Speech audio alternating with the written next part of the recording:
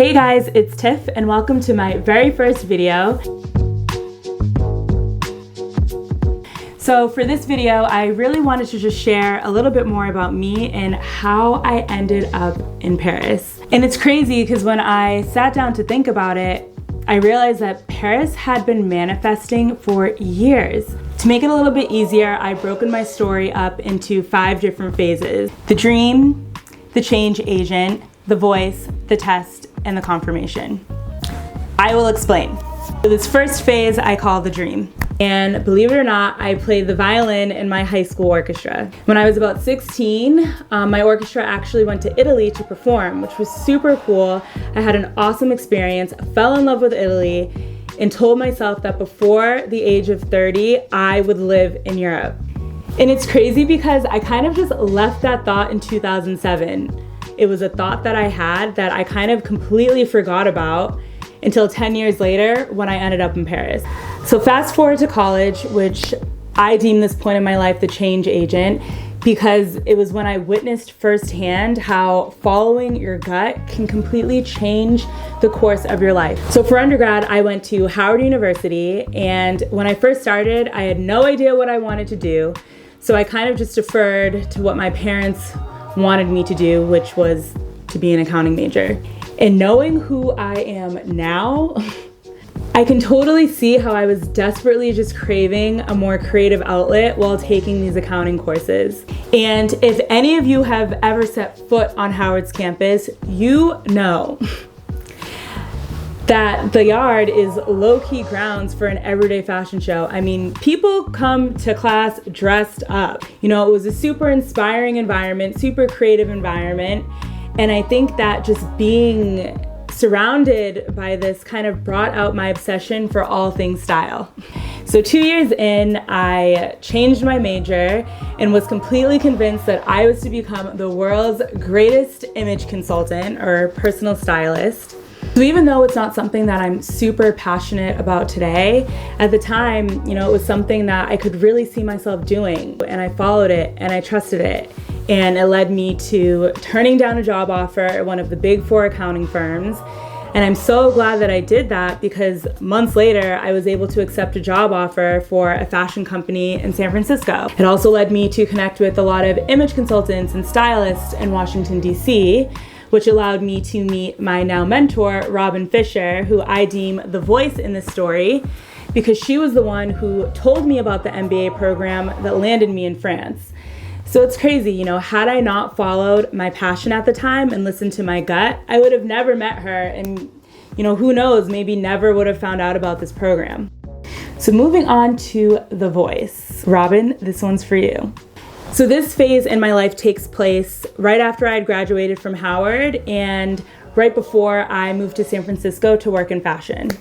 So I was interning at Polished Image and Style, led by the one and only Robin Fisher. And in the office, she would constantly give me advice on working in fashion, beauty, you know, this very fun kind of creative industry. And I will never forget her telling me, Tiff, if you really want to make it in this industry, you have to do this MBA program in France. Essex Global MBA in International Luxury Brand Management, which is the program that I graduated from last year. And as she was saying this, in my mind, I was just kind of like, who's trying to get an MBA?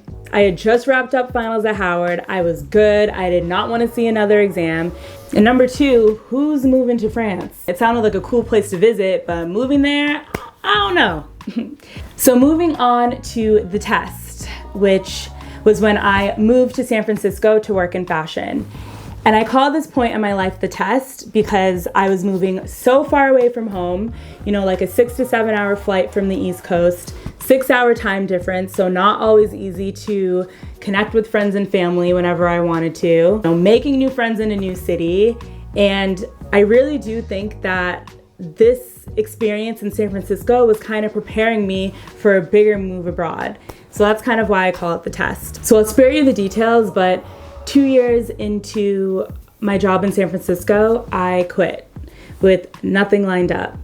You know, it was a huge risk, super scary, and I'm not gonna lie, the months that followed completely sucked. Like I kind of spiraled into a not so happy mindset, It was super hard to find a job at the time. I had no idea what I wanted to do. I ended up moving back in with my parents in Boston, so moved back to the East Coast. It was just a lot of unknown, not a happy time. But looking back on it, I'm so grateful that at the time I had the guts to just remove myself from a situation that just really did not feel right. So moving on to the next phase, which I call the confirmation. And you kind of have to listen to the full story to understand why I call it this. So after 7 months of being unemployed, I landed an internship in New York, which kind of later paved the way for a full-time job in PR. And I had gone home one weekend to celebrate my sister, who had just gotten her master's degree.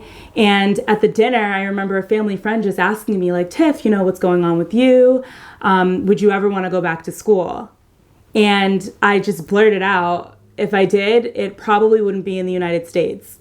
And right then and there, that program popped into my mind, and I swear from that point on, things just started moving. I went back to New York, looked up MBA fairs, and ESSEC, the school that Robin had told me about, just happened to be a participant. And I met with the recruiter, I met with professors, and it just really felt good, like I was kind of on the right path. And completely unrelated, my friends and I just happened to be taking a Euro trip for New Year's Eve. Shout out to Secret Flying for that flight deal.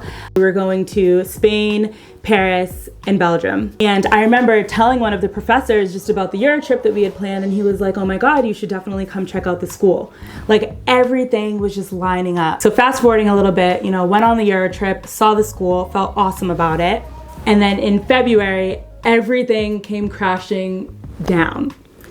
I got let go from my job in PR. The company was just experiencing a lot of financial trouble, you know, clients not paying on time, losing clients, etc., which left me and I think a few other people in a not so great place. Also in February, I had my interview, my in-person interview for the MBA program. The director of the program actually flew to New York to interview potential candidates. So kind of funny how that worked out. So 2 weeks after getting let go, the company asked me to come back.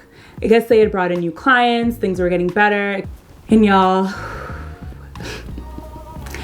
having to go back to work for a company that had just let me go was the most awkward, most uncomfortable feeling and position to be in.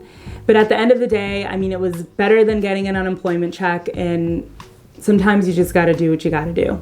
So I went back to work for the company, but all the while kind of still taking steps towards this MBA program. In the months that followed, I just went through so much back and forth. Like, do I do this program? You know, do I continue and try and work my way up in this company? Do I look into other opportunities? And I remember one night I had just had enough. I wrote in my journal, you know what? I'm gonna get the journal.